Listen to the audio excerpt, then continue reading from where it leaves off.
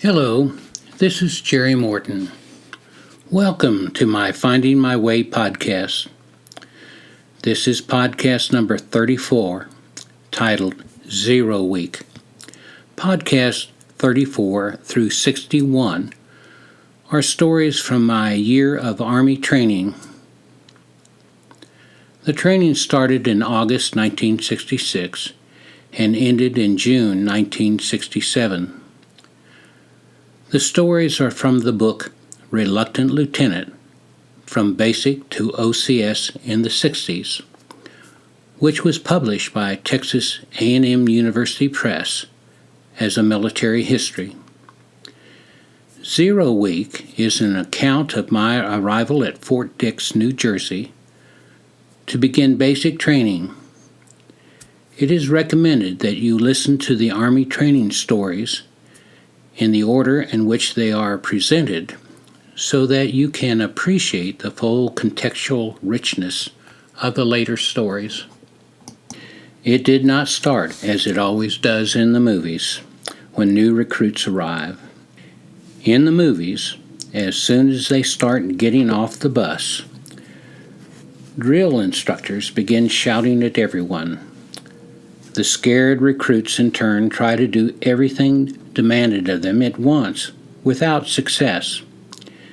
In contrast, my arrival at Fort Dix for basic training that night had a surreal quality. There were no shouting drill instructors or scared recruits. It was just a bunch of guys who got on a bus with me at the Newark, New Jersey bus station late that night. It was the middle of August 1966. No doubt the nightly TV news had reported on the expanding Vietnam conflict. Lyndon Johnson's resolve to send more troops, and protests from those opposed to the draft. The typical news you saw on a slow news night. The bus stopped. In a subdued voice, the driver said, "Fort Dix." There was a little mumble from some of the passengers as we rose from our seats. Picking up small suitcases and parcels, we slowly descended the steps onto the military ground. It was dark. The large wooden building stood along about 50 yards or so ahead of us. Light blazed from it. Nothing looked familiar. The darkness and the open space surrounding the building seemed to go on for a great distance. The lit building was the only place to go. No one was there to tell us what to do, as if we were a species of herding animals. Our group assumed a subtle movement.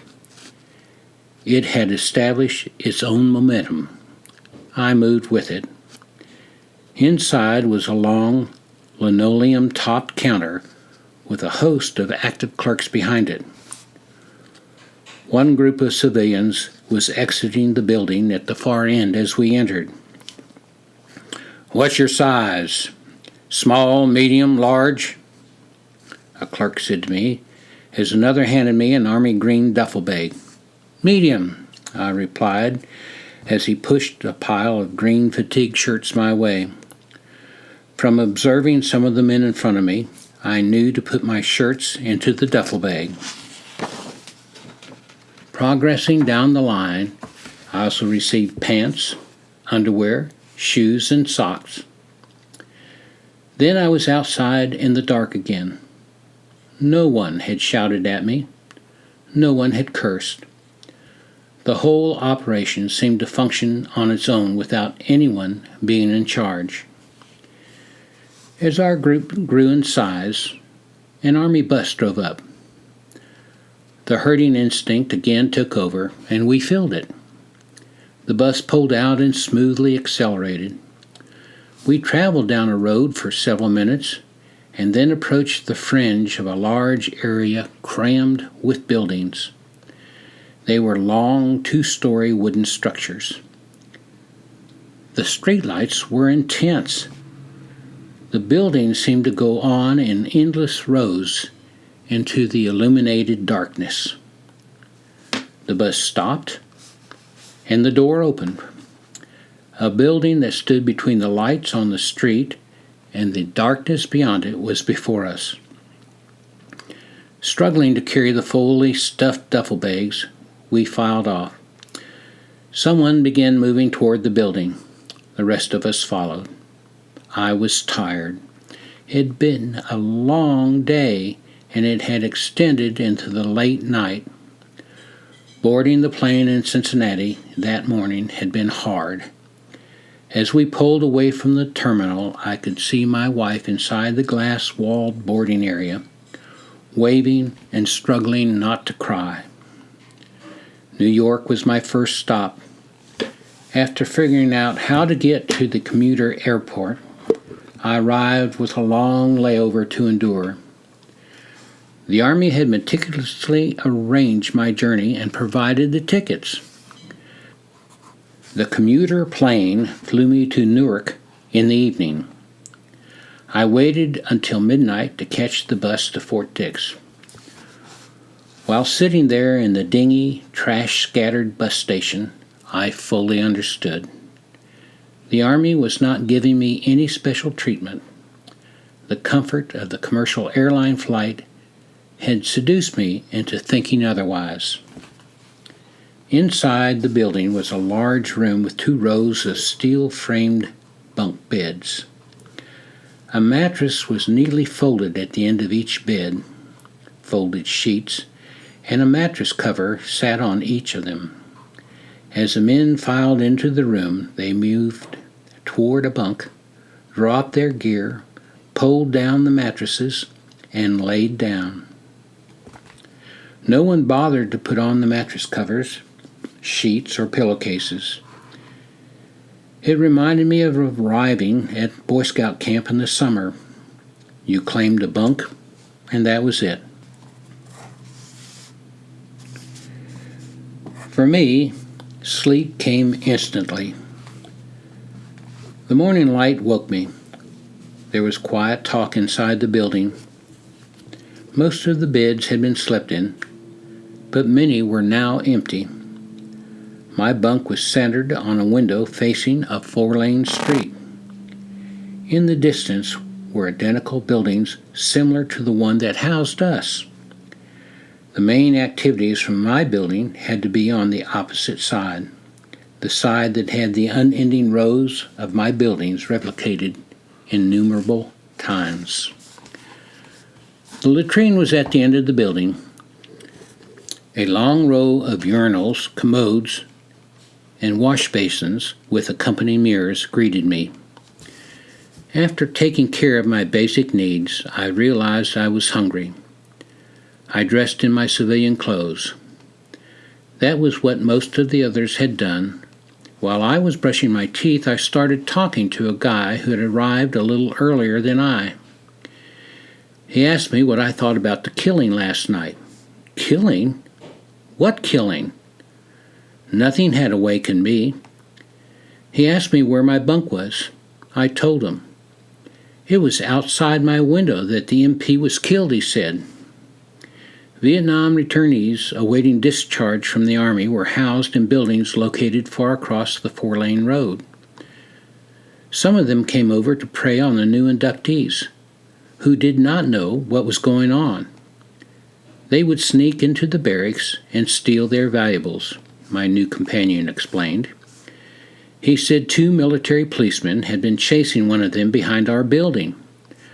The trailing MP had shouted for the man to stop or he would shoot. He meant to fire a warning shot in the air. His gun hand came down as a natural part of his running motion when he pulled the trigger. The back of the head of the first MP was blown off. My informant could not believe that I had slept through it. When I got back to my bunk, I looked out the window. Traces of blood were in the grass. Well, I thought, so this is the Army. Accidents happen everywhere. However, this one was close. The strangeness of it all kept me from having a deep emotional reaction to the incident. Outside, I asked someone where the mess hall was. He said he thought the mess hall was about 4 buildings over and 9 down, but he was not sure. I thanked him and began walking.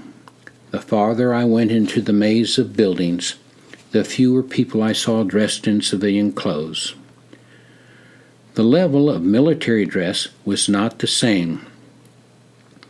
Some men wore civilian shirts with fatigue pants. Others had the reverse. Military shoes and boots were intermingled with a variety of civilian footwear. Most of the men lounging around the area wore army boots, fatigue pants, and a t-shirt.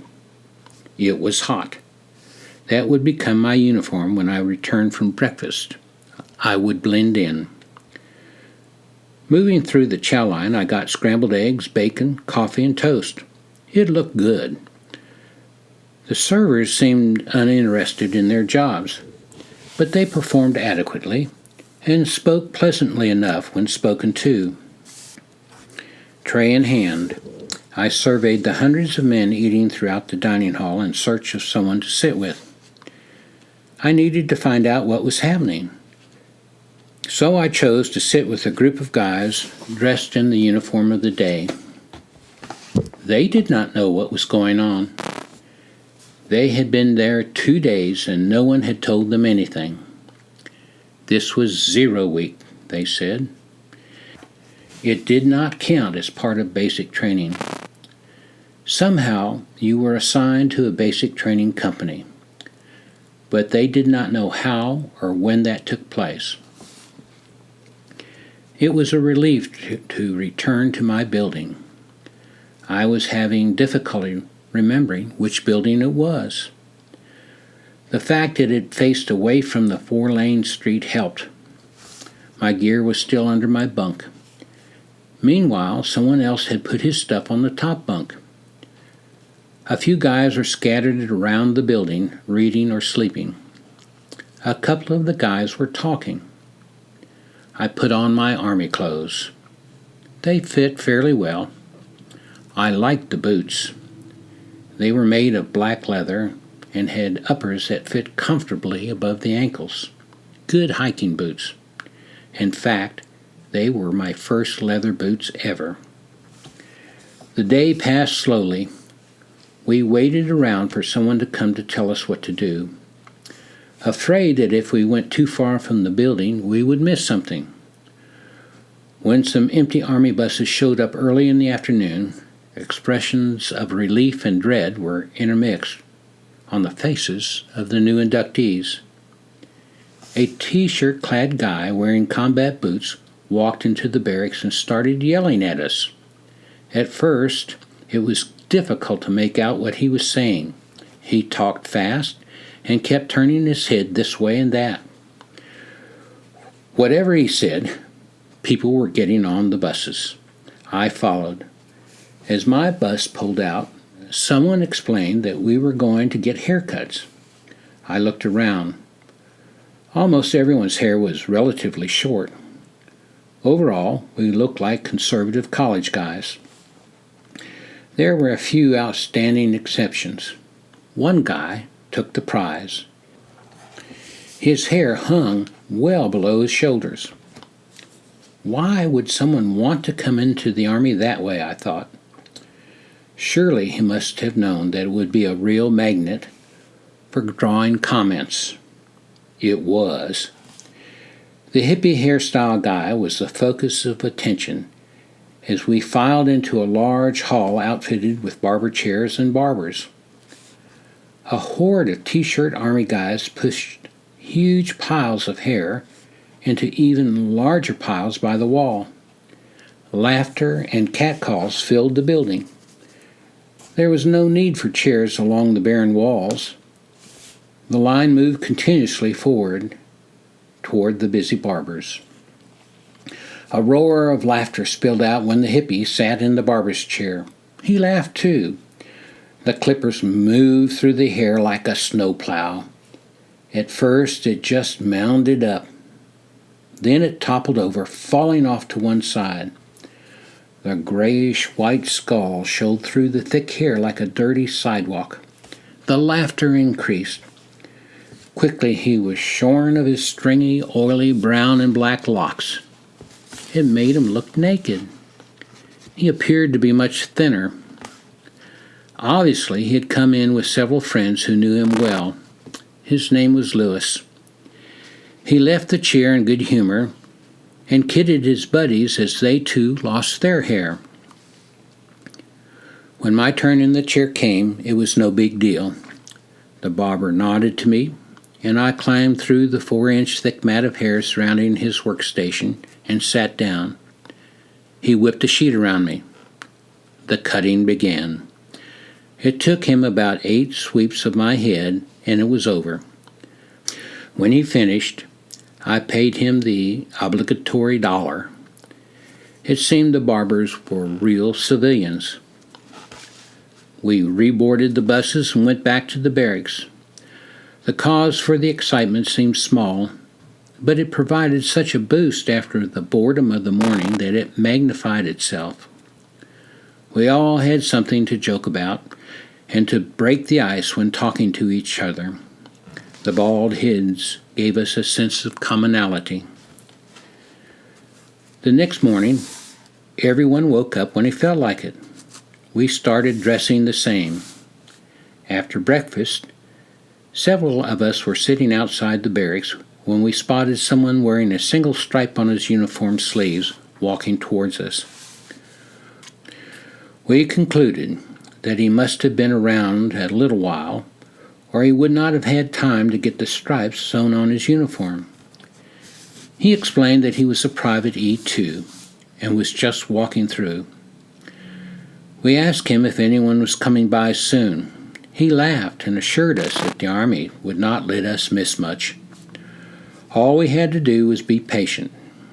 About an hour later, 3 guys wearing fatigues came into the barracks and started yelling for everyone to get outside in a line. A few men ran out the door, but most of us walked. Admittedly, we walked briskly, but we did walk. Outside, the 3 Army guys told us that our barracks had to send 2 guys to work in the mess hall, 8 guys to clean up some compound somewhere, and 15 guys to go on a truck to do something else. Then they went down the line and started counting people out. 15 for the truck, 8 for the compound, and 2 for the mess hall. I was in the select group going to the mess hall. It was about 11 a.m. when the 2 of us arrived at the eating factory. A guy dressed in white and wearing an apron told me to get into the kitchen and start cleaning pots. There were 2 other fellows there. They were soaked with sweat. Leftover food decorated their arms, faces, and all of their clothing. Pots were everywhere. It seemed as though every one of them had burned stuff clinging to their bottoms. I walked to the sink, grabbed a scouring pad, and began scrubbing. It was nice to have something to do. I had worked in my college's dining hall throughout my undergraduate years. Scrubbing pots was nothing new. Just as it seemed we were getting ahead of the clutter, new pots would come in. It never stopped. One of my partners seemed to disappear at around 2 p.m. I was feeling pretty tired. A member of the kitchen staff came by and said we could stop and rest a while. I asked him if we could have something to eat. He seemed surprised that we had not eaten lunch. After he showed us where we could get some food, we loaded our trays and rested for about a half hour. My partner was from a small town nearby. He was housed in a barracks deeper inside the maze of buildings. This was his 3rd day in the Army. He did not know any more about what was going on than I did. Washing pots and pans was the hardest detail he'd been assigned to, though. He said picking up around the barracks the day before had not been hard at all. New people were coming in day and night. He reported that the place was getting pretty crowded. "Okay, break's over," the mess hall person said. Sure enough, there was a huge pile of dirty pans waiting for us. Around 6 in the evening, my partner went to get something to eat. He never came back. About 10 p.m., a different mess hall guy came back and told me I could leave the few remaining pots in the sink. He added that I was to come back at 8 the next morning. He said I was a good worker. 8 o'clock in the morning came early. I awoke at 7:30 a.m. To my amazement, I got to the mess hall in time to get a bite to eat before 8 rolled around. The same mess hall guy I had seen the morning before was there. He was pleased to see me. Around 9 or 9:30, 3 other guys joined me. They too had been assigned to the pots and pans detail. After I had our crew organized and an assembly line type of system going, the mess hall guy called me over. He said I did not need to work so hard. He told me to take an hour or so to sweep out the mess hall. After a cup of coffee, I went to my task. It did not take long. I worked at a brisk pace, and within an hour had the whole floor swept. When I returned to the pot scrubbing crew, one of them had gone. I took up his duties. By 2 in the afternoon, I was tired. I asked one of the crew how he knew when the detail was over. He said he did not know. He figured they would work you to death if you let them. The last couple of days, whenever he got tired, he would just drift off from the detail to which he had been assigned and go back to his parents. No one seemed to care. By 4 p.m., both of my remaining crew members had disappeared. 3 new guys were working with me. Around 5, I left the kitchen to go to the latrine. Everyone was working hard. Placing my dirty apron on a chair, I calmly walked out the door. Returning to my barracks, I talked with some of the other guys. They said an acting sergeant had come by. He would be our assistant drill instructor, DI, in our basic training company. The training company had just graduated a group of new soldiers, and they would be going over our paperwork in a day or two. He would be by at that time to answer some of our questions. The group decided to go to chow. It was almost 6:30. I decided to go with them, hoping to hide myself in the crowd.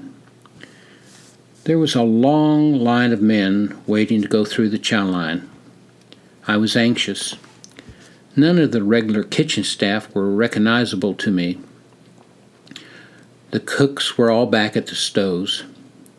In the morning, I had made it a point to be on the lookout for people who looked like they were collecting recruits to go on a detail. I avoided them all.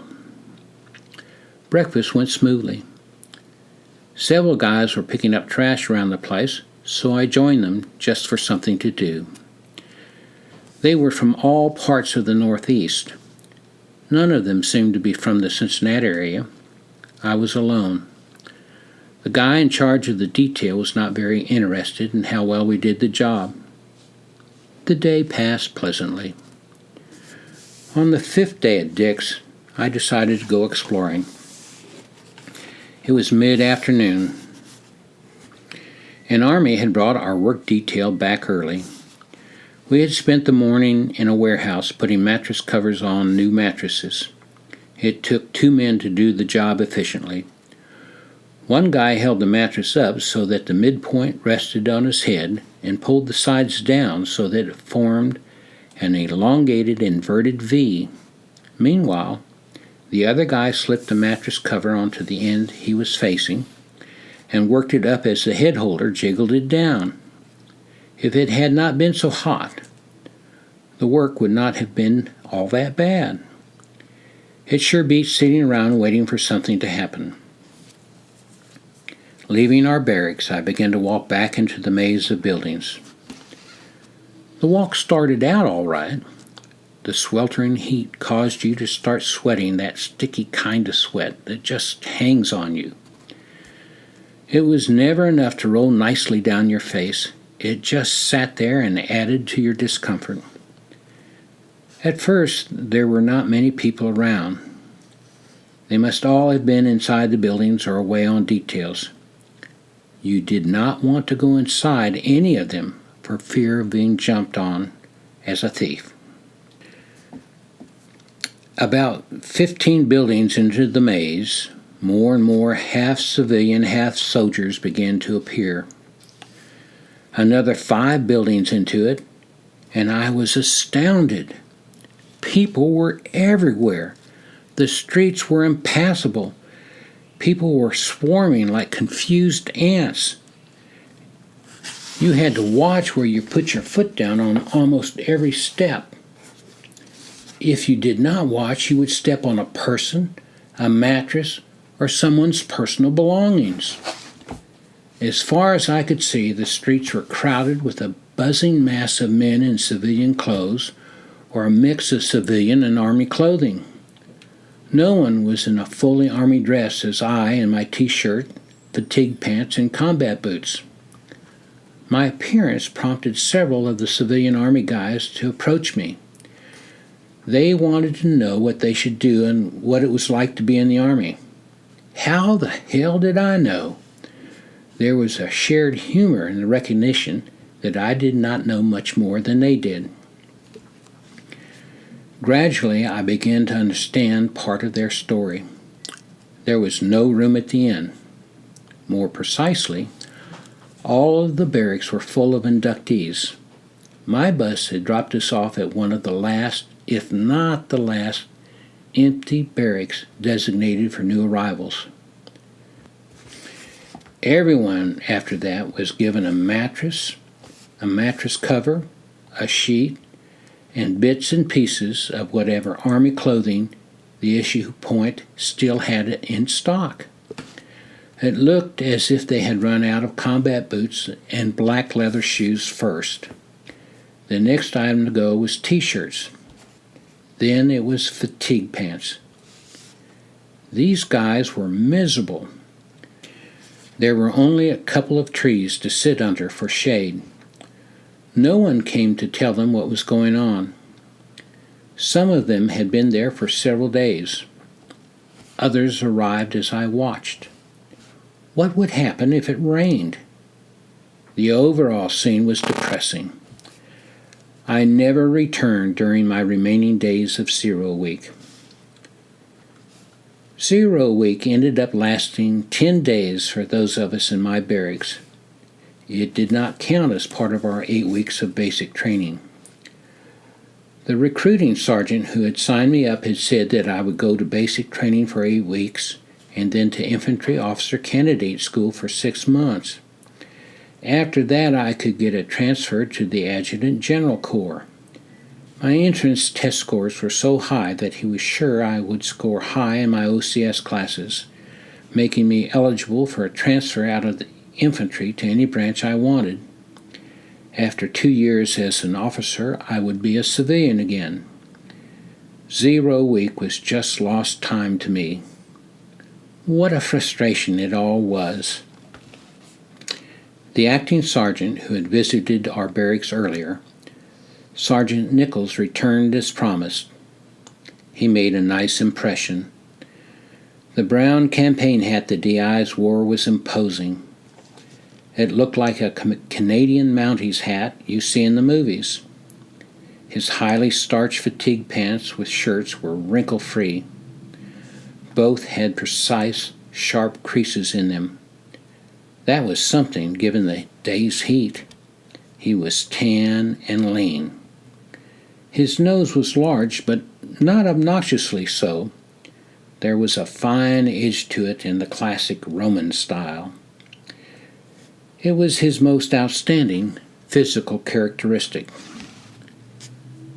The sergeant carefully explained that his 3 yellow chevrons sewn on each sleeve indicated that he was a buck sergeant, the lowest grade of sergeant.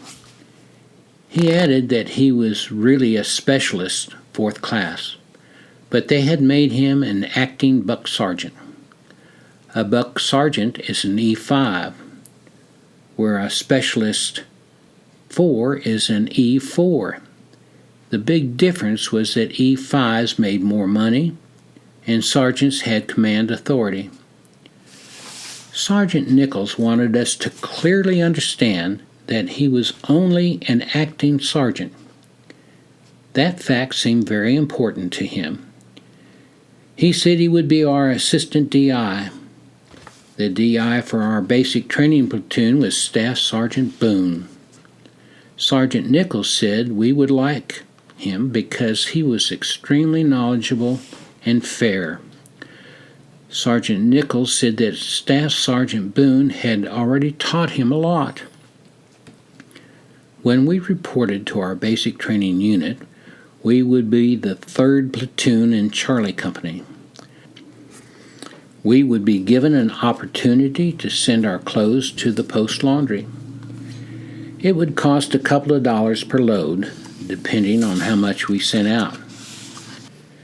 This was good news to me, as my pot cleaning clothes were quickly ripening. The Army had issued us white cloth bags that were closed with a drawstring.